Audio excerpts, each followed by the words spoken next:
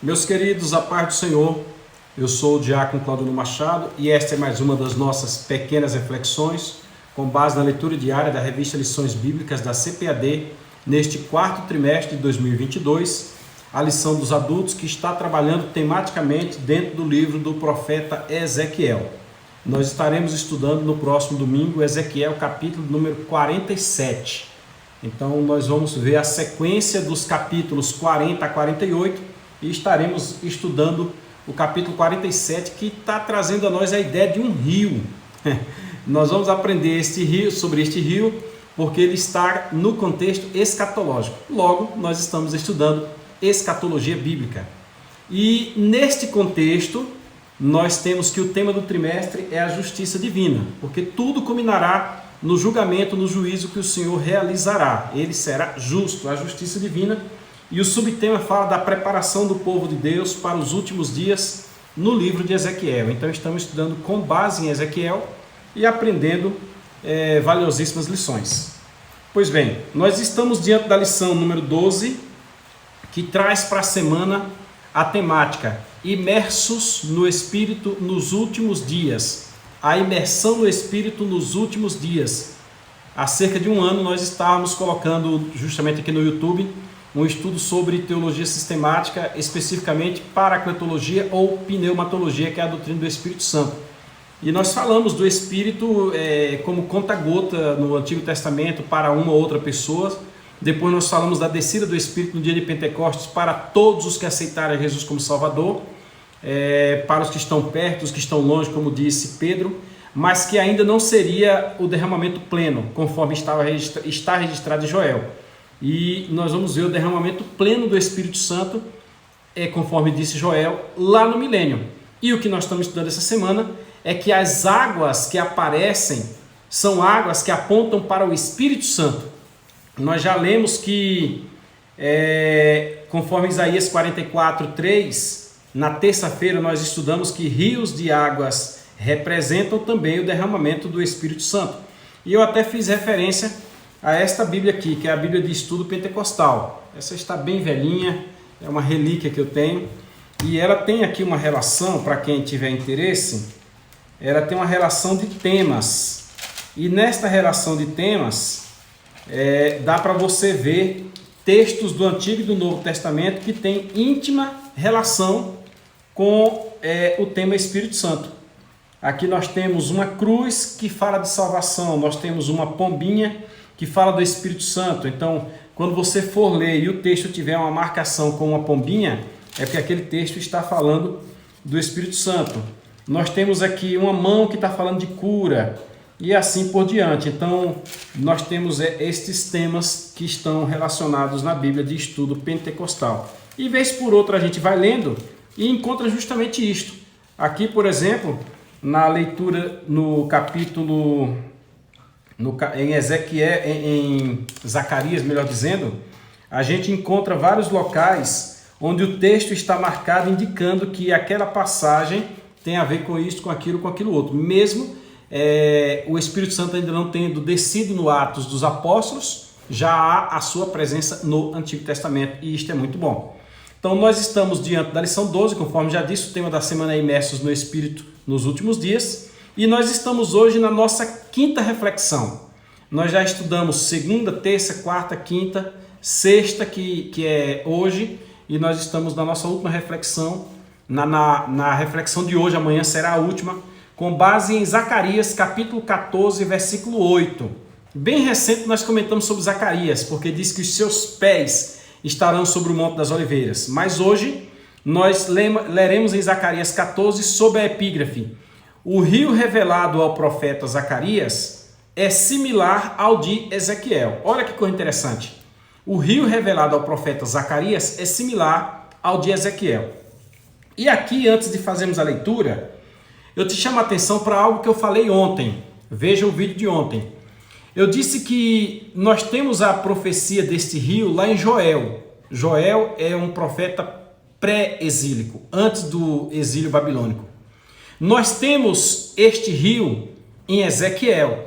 Ezequiel é um profeta exílico. Ele, junto com Daniel, estão dentro do cativeiro babilônico. E nós temos o mesmo rio em Zacarias, que é pós-exílico, depois do cativeiro babilônico. Então, perceba que Deus vem utilizando seus profetas para justamente mostrar que isto vai acontecer. E quando você vai para Apocalipse, você vê a realização disto lá em Apocalipse. Então, merece o nosso estudo, merece a nossa atenção.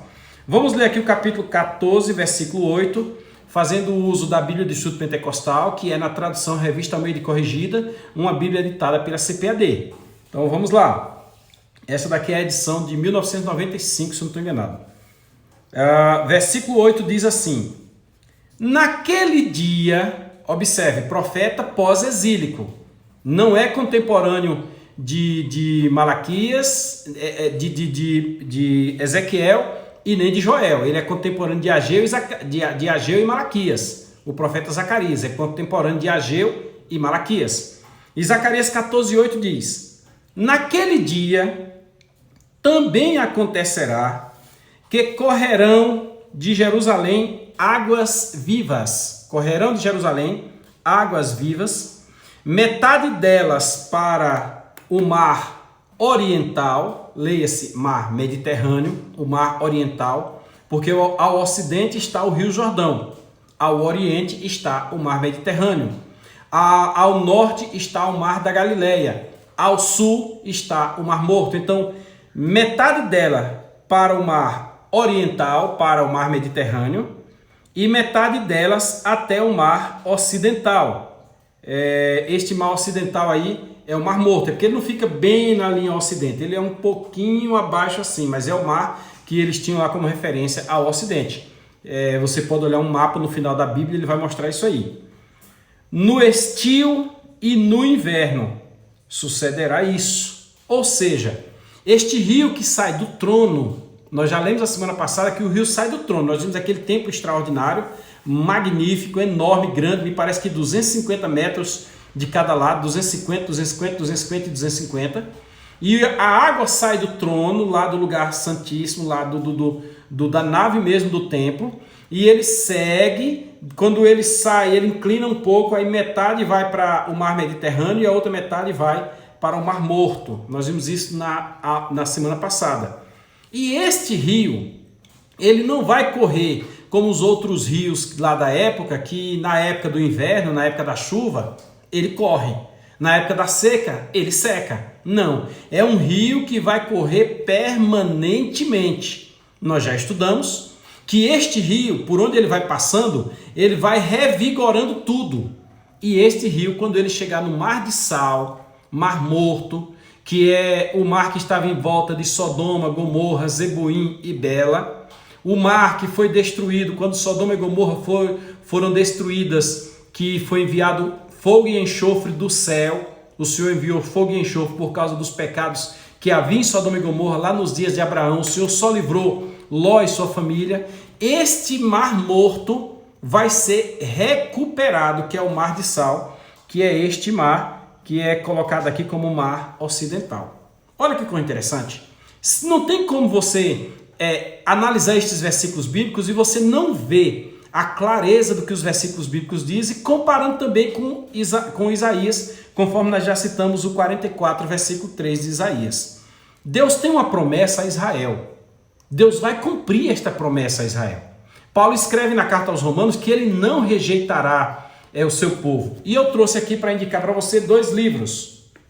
Este aqui, de Darrell Bock, né? O Milênio.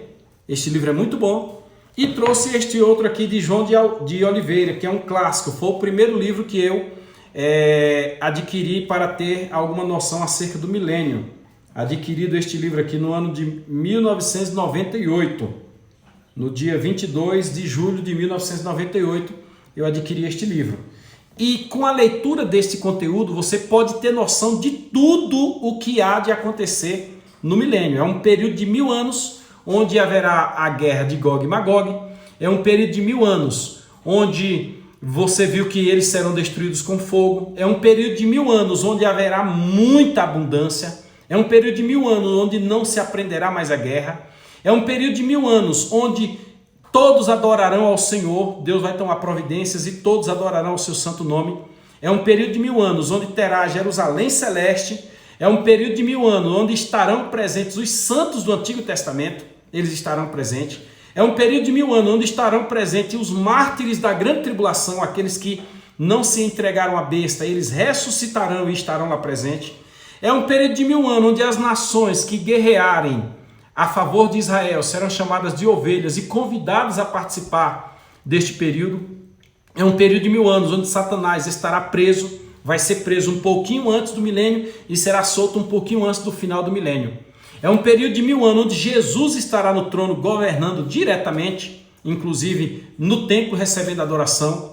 É um período de 1000 anos onde a igreja estará como céu e terra, como se fosse a mesma grei, inclusive morando na Jerusalém celeste. A igreja estará ressuscitada, transformada, arrebatada, coroada, galardoada, estará para sempre com o Senhor, morando na Jerusalém celeste e atuando como rei sacerdote entre céu e terra. É um período de 1000 anos que haverá um templo onde os judeus vão adorar a Deus com toda a proeminência, conforme nós vimos na semana passada. É um período de 1000 anos onde o Espírito Santo será derramado sobre toda a carne. Todos receberão o Espírito Santo. Eu sou batizado com o Espírito Santo. O Senhor me deu a honra de ser batizado com o Espírito Santo. É um privilégio. O batismo com o Espírito Santo é uma preparação para alguém atuar no reino de Deus. É pós-batismo com o Espírito Santo que você recebe dons espirituais. Sem o batismo com o Espírito Santo você não consegue atuar no reino. Você não contém as ferramentas necessárias para o serviço a ser desempenhado no reino. Mas isto é para poucos. Diz Pedro, para todos os que o Senhor nosso Deus chamar. Mas o número dos que aceitam a Jesus é pouco diante das pessoas que existem no mundo. E mais pouco ainda aqueles que querem trabalhar na obra e buscam o Espírito Santo. Mas naqueles dias, o Espírito será derramado sobre toda a carne. E este rio que revitalizará todo o território por onde ele passará, este rio que vai renovar o Mar Morto, ele é símbolo da presença do Espírito Santo que vai ser derramado sobre toda a carne naqueles dias. Legal, né? Fique conosco e amanhã, querendo Deus, nós falaremos que o rio puro da água da vida flui do trono de Deus no mundo vindouro. Então nós vamos comentar sobre isto aí. Se inscreva no nosso canal, compartilhe, curta, comente e domingo esteja conosco na Escola Bíblica Dominical. Deus te abençoe e fiquem todos na paz do Senhor. Se inscreve aí, viu? Compartilha, manda para alguém. Até mais.